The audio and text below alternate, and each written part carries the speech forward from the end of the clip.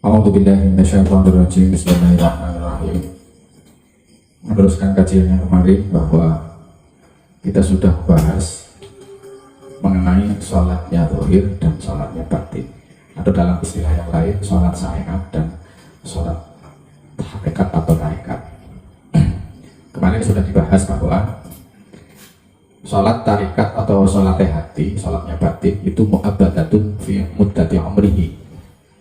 Sholat itu, sholat kan kemarin kita sudah membahas bersama aqimis sholat tadi dikri sebagaimana petunjuk daripada Allah, dan dirikanlah sholat untuk mengingatku atau menyadariku atau menyadari adanya aku. Nah, ketika kita sudah sampai pada pemahaman ini bahwa menyadariku itu erat kaitannya dengan kita mengetahui, hati kita mengenal kembali adanya zatnya Allah. Zatnya Allah sudah kita terangkan berkali-kali, yakni momentumnya pada sifat wajib 20, yakni wujud atau ada. Lah ada itu bukan mengikuti kepahaman akal. Ya, kalau kemudian kita memahami wujud atau adanya Allah dipahami dengan logika, maka logika atau akal itu akan segera mencari-cari, oh berarti adanya berbentuk. Nah itu keliru. Tetapi wujud atau ada, sifat wujud, sifat adanya Allah itu lebih kepada pemahaman hati. Apa? Bahwa hati itu benar-benar merasakan atau mengalami wujud atau ada itu sendiri. Kemudian setelah kesadaran hati itu terbangun benar-benar menyaksikan Allah, atau menyaksikan itu menyadari, hatinya menyadari adanya Allah. Ini yang pernah dikemukakan dalam sebuah kitab bahwa fa'lam annal haqiqata antarullaha. Ya. Ketahuilah bahwa sing jenenge hakikat, kesadaran batin adalah antarullaha. Engkau menyaksikan hatinya menyadari Allah. Ya. Huwa al-mutasarrifu fi khalqihi, dan dialah yang kemudian zat yang mutasarrif itu yang mengatur makhluk. Ya. Ada yang kemudian diberi hidayah menyadari, kenal kembali kepada adanya Allah, wa yudillu, dan kemudian Allah menyesatkan orang itu. Menyesatkan ini maksudnya tidak menyadari Allah kembali, tidak mengenal Allah kembali. Ya. Wa yu'izzu wa yudillu, memuliakan, merendahkan. Kemudian ana sing sugih, ana sing melarat, ana sing dadi petani, ana sing dadi pegawai, itu Allah yang mengatur. Lewat apa? Lewat jalan berpikir, paradigma berpikir. Lah sing ngubah-ngubah pikiran siapa saja? Yang menggerak-gerakkan keinginan siapa? Ya sebenarnya Allah. Nah, ketika kita sudah sampai pada penyaksian kepada zat Allah itu tadi, yang sifat-sifatnya, perbuatan-perbuatannya nyata kita rasakan, akhirnya sampai ke situ. Sholat tetorikoh atau sholat batin itu terjadinya itu selama orang itu berumur di dunia. Ya, mulai dia hidup.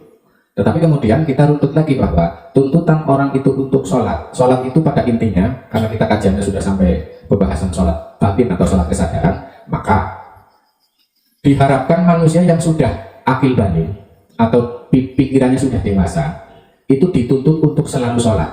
Maksudnya ya, untuk selalu sadar bahwa yang ada dan nyata ini Allah. Mulai kapan? Nah kalau kita bicara bab syariat itu mulai bocah lanang yang dimetumani keluar air mani perempuan menstruasi. Karena manusia itu anak turunnya secara syariat. Jadi seperti uang kan anak turunnya ada tidurnya. Nah ketika tidur otaknya kan berhenti. Maka ketika otak berhenti tidak dituntut memang, ya tidak dituntut untuk hatinya sadar. Jadi ces atau timbal balik daripada kesadaran akal pikiran ketika orang itu bangun tidur, sebenarnya ces atau mahannya adalah dibarengi dengan kesadaran hati. Mulanya Kanjeng Nabi dawuh, orang yang tidur itu tidak tertuntut. Artinya pena kolam pencatat amal yang nanti akan dipertanggungjawabkan itu diangkat ketika seseorang itu tidur. Karena apa? Tidur sudah di luar kemampuan manusia. Jadi uang turu orang tertuntut sholat, orang tertuntut sadar. Mungkin dari sekian banyak yang hadir pada malam hari ini, mungkin perlu saya ulangi kembali bahwa kesadaran itu ada dua ya. Kesadaran pertama adalah kesadaran fisik jasmani ditandai dengan mata yang terbuka ketika bangun tidur. Tapi apakah diiringi dengan kesadaran bangunnya hati? Belum. Sebelum hati itu menyadari bahwa yang ada dan nyata ini Allah. Maka kalau kedua hal ini terjadi, maka itu bisa dikatakan dengan istilah lagu kebangsaan Indonesia Raya, bangunlah jiwanya, bangunlah badannya. Berbeda kalau dengan ukuran Nabi. Kalau Nabi itu najan, atau walaupun beliau itu tertidur, tetapi hatinya sadar. Wa qalbuhu lam yanam wal ainu qad na'asa.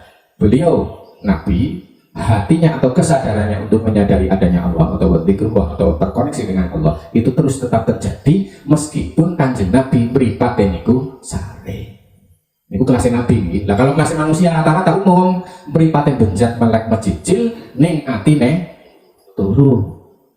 Itulah yang menjadi problematika sehingga Allah kenapa mensyariatkan untuk selalu terkoneksi. Sholat sebenarnya atau kesadaran itu terjaga mulai bangun tidur sampai tidur lagi.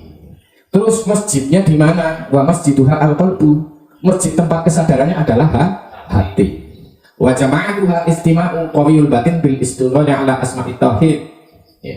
Terus jamaahnya itu apa? Kumpulnya kesadaran hati dengan keberadaan Allah itu sendiri. Nyawiji lah ibaratnya. Kembali kepada tempat asal. Wa imamuha, yang menjadi imam itu apa? Asyauq minal fuad, selalu rindu. Hatinya bronto ngerti rindu. Bronto supaya terjadi konektivitas. Ini sudah sampai kepada taraf kangen bertemu dengan Allah. Nah yang suka mengganggu orang itu, giroh semangatnya, petuk karo anane Allah itu sering mengganggu. Hubungan itu adalah sibuknya pikiran dan perasaan terkait urusan dunia. Itu yang suka mengganggu. Makanya pikiran dan perasaan itu harus terkawal oleh kesadaran hati agar hawa nafsu yang menjadi tempat cinta syahwat kepada dunia, ya, terjadi kemelekatan terhadap dunia ini dikondisikan oleh kesadaran hati. Kenapa? Karena ketika kecintaan perasaan nafsu kepada sesuatu gandrung, ndatuk, kelangan maring dunia, itu menjadi keruh di dalam batin. Nah apalagi kalau sudah hawa nafsu itu, perasaan nafsu itu sudah kali kolaborasi dengan otak, maka wis hari-harinya waktu-waktunya itu bagaimana cara untuk mendapatkan apa yang disenangi. Nah itu harus ada panduan, harus ada kontrol, ditunjukkan oleh yang namanya kesadaran hati. Nah sampai pada kalimat wa qiblatuhal hadrah ahadiyah ini, mahalus syahid atau tempat yang akan kita bahas ini. Kiblat hati adalah hadrah al-hadiyah. Hadrah itu bahasa Arab, artinya itu hadir. Ya. Kehadiran itu apa? Ya wis gampangan itu kesadaran, menyadari adanya Allah ini yang Maha Esa atau Ahad. Maksud daripada adanya Allah atau zatnya Allah yang Esa ini maksudnya satu. Artinya ahadnya Allah, adanya Allah itu kemudian ya meluberi, menyumrambai, meluberi seluruh batin manusia yang mereka semua menjadi ikut-ikutan ada. Itu maksud daripada hadrah al-hadiyah, kehadiran atau keberadaan Allah yang dimana dengan hal tersebut manusia ikut-ikutan merasa ada. Itulah kiblat. Kiblatnya hati adalah kesadaran menyadari yang ada ini Allah, atau yang sering disebut dengan zatullah atau adanya Allah. Itu ya. Nah kemudian kalau kita kembali lagi bahwa dalam sholat atau di dalam sholat itu kiblatnya menghadapnya hati adalah kepada hadrah ahadiyah atau dzatullah. Sehingga ada beberapa keterangan ini. Di sini menyebutkan babul ma'bud, bab yang menerangkan al-ma'bud atau zat yang diibadahi. Abi Abdillah mengatakan man abadallaha bitawahhumi faqad kafara. Barang siapa yang ibadah maring Gusti Allah bitawahhumi, dengan tawahum atau salah sangka, salah cipta. Ya, ini bagi mereka yang syahadatnya belum baik dan benar, urung ngerti Allah kesing toh kemudian ibadah mungkin dalam bentuk sholat dan lain sebagainya hanya dengan tawahum. Tawahum itu apa? Berprasangka menurut persepsi pikirannya. Kayaknya kayak gini, seolah-olah madep. Ya, itu hukumnya gimana? Faqad kafar. Monggo teman-teman kufur. Angger bahasa kasar kafir. Angger bahasa halusnya dia hatinya masih tertutup dari Allah. Wa man abadal isma dunal makna faqad kafara. Barang siapa yang menghamba kepada Allah, beribadah kepada Allah, mengibadahi atau dalam bahasa umumnya menyembah nama, dudu makna isi yang ada di dalam nama itu, maka ya faqad kafara. Maka teman-teman kufur. Orang itu masuk kategori eksih tertutup dari Allah. Contoh, nanti di masjid ada tulisan kaligrafi. Tulisan itu di situ terpampang Allah atau la ilaha illallah, itu sebuah tulisan Allah. Itu kira-kira hukumnya gimana? Menyembah tulisan, menyembah nama. Wa man abadal isma wal makna faqad asyraka. Barang siapa yang menyembah nama dan makna, ya berarti asli mensyiriki. Yang benar itu bagaimana? Wa man abadal makna bi iqa'il asma alaihi bi sifatihi allati wasafa biha nafsuhu fa aqada alaihi qalbuhu wa nataqa bihi lisanuhu fi sarairihi wa alaniyatihi fa ulaika ashabu amiril mukminina haqqan. Jadi sing benar bahwa yang dikehendaki ketika seorang beribadah atau ketika orang itu sholat, itu hatinya sudah mengenal yang punya nama, singkatnya begitulah ya. Jadi misalnya kita tahu, contoh kita tahu namanya Pak Dadap ya. Kemudian ketika kita berhendak bertemu dengan Pak Dadap, apakah kita cukup dengan apa namanya, misalnya rumah Pak Dadap, ada tulisan di sini rumah Pak Dadap, ketemu kalau jenengnya apa karo wong ya mesti sing dikehendaki ketika mau bertemu dengan Pak Dadap, ketemu jeneng sing ngarep rumah Pak Dadap apa ketemu Pak Dadap ya? Pak Dadap dudu jenenge Pak Dadap sing tertulis di halaman depan rumah Pak Dadap. Begitu juga ketika kita berangkat ke masjid, sing jadi kemudian masjid itu Baitullah, umah Gusti Allah, berarti kita harus tahu sing duwe umah. Sebab anggar orang ngerti sing duwe umah ma'al masjid itu Baitullah, senajan mlebu masjid kok nurung ngerti sing duwe ya ora ketemu Allah. Tetapi bagi orang yang sudah tahu, ya, insya Allah ketemu karena sudah tahu. Bahkan sebelum sampai masjid pun sudah ketemu di rumah. Ya, apa mana mau masjid tambah tenang tambah ketemu. Kalau yang sudah tahu, arep nang masjid, arep nang pasar, arep nang dalan, arep nang di bahkan nang kamar mandi pun, yuk ketemu. Wong wa huwa ma'akum aina ma kuntum, dan dia itu selalu bersama kalian dimanapun kalian berada. Ini yang namanya kiblatul qalbi, kiblate hati. Kemudian ya, Ali bin Ibrahim an-Nabi an-Nadr bin Suwid an Hisam bin Hakam annahu sa'ala Abdillah an asma'illahi wa istiqaqi Allahu mimma huwa mustaqim qala faqala li ya Hisam Allahu mustaqim min ilah, Allah mustaqim min ilah wal ilah yaqtadi mahluhan. Jadi nama Allah itu terbentuk dari kalimat ilah ya. Wal ilah yang tadi makluhan, sementara nama ilah atau Tuhan itu menuntut yang punya nama ya, artinya suatu nama itu harus menunjukkan siapa yang punya nama. Nah, dalam kajian-kajian di sini kita sedang mendekati untuk mengerti, memahami dan mengenal kembali yang punya yang namanya Allah, yang punya namanya Allah. Contoh seperti ini, saya menyebutkan api geni, apa yang saya sebutkan atau bahkan mungkin saya menulis di papan tulis api ya, tulisan api itu menunjukkan sejatinya api apa bukan? Bukan. Tapi kudu nyulit korek. Tanpa saya menyebut api, yo wis ngerti, orang percaya meh panas apa ora. Lah kajian di sini sedang lebih kepada orang perlu nyebut. Langsung paham. Ketika sudah paham itu tadi, siapa yang punya nama, yakni keberadaan itu sendiri, yang hanya bisa ditangkap dengan kesadaran hati atau kehadiran hati. Makanya dengan model kita sudah mengerti, mengenal yang punya nama, maka ketika kita berangkat ke masjid atau ke musola atau bahkan ke Baitullah Makkatul Mukarramah, kita ketemu dengan yang punya rumah. Itu. Kalau belum, ya orang ketemu. Hanya sebatas rokok, sebatas makan. Ini modal pokok, ini yang sering diistilahkan dengan musyahadah atau menyaksikan Allah, hatinya menyaksikan Allah.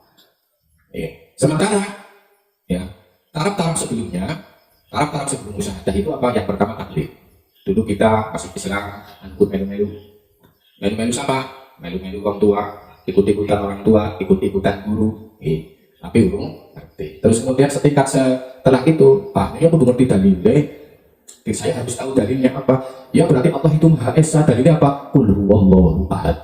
Dalilnya ini Qul huwallahu ahad, tulisan ini dalil. Allahu wahdahu la syarika lah, di Al-Quran ya ada. Allahu la ilaha illa huwal hayyul qayyum. Ini dalil, tapi baru sebatas dalil tulisan, dan ini baru apa namanya, memuaskan keingintahuan, kecerdasan intelektual atau logika akal. Sementara hatinya kalau belum mengenal Allah, ya belum bisa bertemu apa yang dia imani. Berarti apa namanya, momentum daripada syahadat, sebagaimana syahadat itu menjadi syarat untuk kemudian orang itu bisa melaksanakan sholat secara rohani, hati itu musyahadah atau menyaksikan, mengenal Allah Subhanahu wa Ta'ala. Di mana sering saya sampaikan, sebelum manusia hadir di dunia ini, semua manusia telah bersaksi di alam kandungan, telah bermusyahadah menyaksikan atau mengenal Allah di dalam alam kandungan dengan firman yang diberitakan oleh Allah, alastu bi rabbikum qalu bala syahidna, ya kami menyaksikan. Nah ini supaya terulang kembali di alam dunia, agar kelak ketika manusia itu sudah bermusyahadah, otomatis orang itu baru bisa melaksanakan sholat secara rohani. Nah, dengan demikian makna daripada perintah Allah, ya, Qul innani anallah la ilaha illa ana fa'budni wa aqimis sholata li dzikri. Qul, katakanlah, innani anallah, sesungguhnya aku ini, yang ada ini adalah Allah. La ilaha illa ana, tidak ada apa-apa yang ada kecuali illa ana, kecuali adanya aku. Fa'budni, maka posisikanlah kamu sebagai hamba untuk menghamba kepada aku. Fa'budni wa aqimis sholata li dzikri, dan dirikanlah sholat, diri batinmu sadarlah diri batinmu untuk dzikri, menyadari aku, yang ada ini hanya aku. Maka kalimat dzikir ini lebih kepada menyadari yang ada dan nyata itu Allah. Nah sekarang pertanyaannya, apakah setiap orang itu mampu menyadari atau mengingat Allah atau tidak? Jawabannya belum tentu. Ya, apakah setiap manusia kan tadi sudah menyaksikan Allah, ya, sudah mengenal Allah, tapi apakah yang sudah dihadirkan ke dunia ini mampu menyadari Allah kembali semuanya? Jawabannya belum tentu. Paling mau ngerti apa namanya jenenge tok, karena jenenge itu masih dalam ranah alam syariat, ya. Tapi apakah orang yang menyebut nama itu dia bisa menyadari Allah, hatinya mengingat Allah, menyadari Allah? Belum tentu. Oke. Sebelum hati itu kemudian terjadi pengenalan kembali kepada Allah. Lalu bagaimana cara untuk bisa hati mengenal Allah kembali? Yo ngaji. Ngerti ngaji? Golet kawruh, mencari guru, tapi carilah guru yang sudah yang sudah mengenal Allah. Jangan cari guru sing mung fasih, ya, secara fasih fisik, bibir tok ning atine orang ngetik yo bisa. Angel. Makna daripada zikir, ya, kalau lebih sempurnanya sih memang lambene bibirnya menyebut, hati ngerti, sehingga sama di mulut sama di hati. Angger kemudian mungkur jenenge tok, akhirnya lain di mulut, lain di hati. Mulutnya menyebut, hatinya orang ngerti atau tidak tahu. Contoh sederhana saja, misalnya panjenengan atau Anda sekalian diwei ngerti atau diberitahu namanya si Budi, namun Anda belum pernah ketemu sama si Budi, ya, duai kabar anak jenenge wong, ada orang yang namanya Budi, orang Jakarta, ya. Kira-kira setelah Anda diberitahu si Budi, Anda dituntut untuk coba ingatlah si Budi, sadarilah si Budi, pribe anu ngerti jenenge tok. Bisa apa orang mengingat si Budi? Bisa nggak? Ya nggak bisa. Meskipun si Budi saya datangkan di dekat Anda, ya, kudu dikenal namane, dikenal sing duwe jeneng. Itu idealnya begitu. Aja jeneng tok. Jenenge iki. Tapi sing nidok jenengan urung ngerti, ya pada bae lombong. Ya, kulak jere adol dean. Ya, makanya idealnya kalau kita mau memperkenalkan nama seseorang, ya sekaligus orangnya. Aja mungkur jenenge tok. Berbeda ketika misalnya orang itu, ya, diperkenalkan dengan nama si Budi, tapi kemudian degawak nawung esisan iki lho si Budi iki piye. Setelah itu Budi pulang ke rumah. Coba sekarang Anda bayangkan Budi, bisa orang? Bisa ketemu? Ya bisa. Oh iya, ciri-cirinya kuning, wong gagah irune melancung. Ya karena sudah dipertemukan. Ya. Apalagi kalau seandainya sudah ketemu terus Budi tengah maning depan maning. Jadi orang perlu mengingat, orang perlu apa-apa, bang, depan. Itu loh yang dimaksud daripada musyahadah atau bersahadat. Dan setelah bersahadat itulah sholat itu. Nah, hati yang sudah terus bersahadat menyadari Allah yang maha ada dan nyata, maka hati itu masuk kategori hati yang layanamu. Kalau qalbu layanamu walayamutu, hati yang bermusyahadah itu dan menjaga kesadaran menyadari adanya Allah itu, itulah hati yang tidak tidur dan hati yang tidak mati. Berarti agar hati kemudian belum mampu bersahadah kembali, berarti hati neesi turu. Bangun tidur lagi, bangun lagi, tidur lagi. Lah kalau bang mripate tangi, matanya terbelalak bangun tidur, wong atine durung tangi, kok disuruh sholat subuh misalnya, sholat subuhnya kepriwe dalam ranah batin? Yo ngapa? Lagi ngapain coba batinnya? Yo akhirnya apa yang terjadi ketika sholat subuh? Sudah kemutan apa? Gerabah, nyuci baju, dia mau armari pasar, terus pirang-pirang. Itu yang terjadi. Jadi hati yang tidur itu hati yang belum menyadari adanya Allah kembali. Padahal hati dari awalnya ketika ditiupkan ruh oleh Allah itu sudah bangun dan sadar. Ketika lahir dari gua gerbaning ibu, dari rahim ibu, itu pun masih sadar. Sampai itu yang dikategori fitrah. Nah ketika kemudian justru akal itu berkembang, ya mengidentifikasi, menyimpulkan ini itulah kesadaran yang tadinya menyadari Allah di dalam hati pindah maring akal pikiran. Akhirnya bayi, anak kecil, dari kesadaran itu sudah hilang, pindah kepada kesenangan nafsu dan angan-angan pikiran. Bocah cilik ya kesenangannya ya jajan, duit, dolanan. Itu pun masih dibalusori sampai pada bayi itu umur atau anak kecil itu umur 7 tahun itu sudah diperintah sadar. Perintah sholat ini lebih kepada al-yaqodah. Yaqodah itu apa? Yaqodah kita ingin sadar. Itu makna sholat yang sebenarnya itu yaqodah. Oh ya, menyadari yang ada ini Allah. Yang sadar apa? Sadar itu hati. Jadi wa sholatul qalbi bihayatil qalbi. Sholatnya hati itu hanya bisa terjadi bihayatil qalbi atau uripe hati, hidupnya hati. Lah hidupnya hati itu hanya bisa terjadi ketika dia menyadari yang maha hidup itu. Yang maha ada itu kan yang maha hidup. Ya. Lah sholat yang istina sautin wala qiyamin wala qu'udin asline. Ini yang wahum ala sholatihim daimun. Mereka itu ciri-ciri orang yang beriman adalah orang yang selalu dalam kondisi sadar Allah atau sholateh hati. Ini betapa pentingnya orang itu bermusyahadah kembali, menyaksikan Allah kembali, mengenal Allah kembali, sehingga dia mengalami kehidupan yang sebenar-benarnya. Hidup jasmani, hidup rohani. Hidup jasmani itu untuk sekedar menjalani takdir skenario yang sudah ditentukan. Hidup rohani itu untuk perlunya dia selalu terkoneksi kepada yang maha ada itu sendiri, yang sering diistilahkan dengan dzikrullah, yang sering diistilahkan dengan sholat. Itu pentingnya di situ. Nah, sekarang kita berbicara masalah bahwa kesadaran hati atau ketercerahannya hati itulah cahaya. Berarti apa? Dia sudah terang benderang, hatinya sudah terterangi, tersadari akan adanya Allah. Berarti dia sudah masuk kepada alam cahaya, alam kesadaran, alam nyatanya Allah. Sementara ketika hati itu belum terbangunkan kembali, karena apa? Karena manusia terjebak, kesadarannya pindah ke angan-angan pikiran dan perasaan, berarti dia tertutup dalam kegelapan angan pikiran dan perasaan yang sering disebut dengan ego, keakuannya manusia. Itu yang sering diistilahkan adalah zulumat, ya, kegelapan dan kegelapan. Sementara Allah itu adalah zat yang maha ada dan nyata, tapi adanya Allah yang maha ada dan nyata itu tertutup oleh itu tadi apa namanya, gelapnya keakuannya manusia. Ya. Sehingga sering saya sampaikan di sini pula bahwa Allahu waliyul ladzina amanu yukhrijuhum minadh dhulumati ilan nur. Allah itu balane wong-wong mukmin. Ya, balane wong-wong sing atine wis ngerti iman kalau Allah, yukhrijuhum minadh dhulumati ilan nur. Allah mengeluarkan mereka, kesadaran mereka dari dhulumat, kegelapan pikiran dan perasaan, ilan nur, kepada kesadaran hati untuk benar-benar mengalami, menyaksikan Allah yang maha ada dan nyata.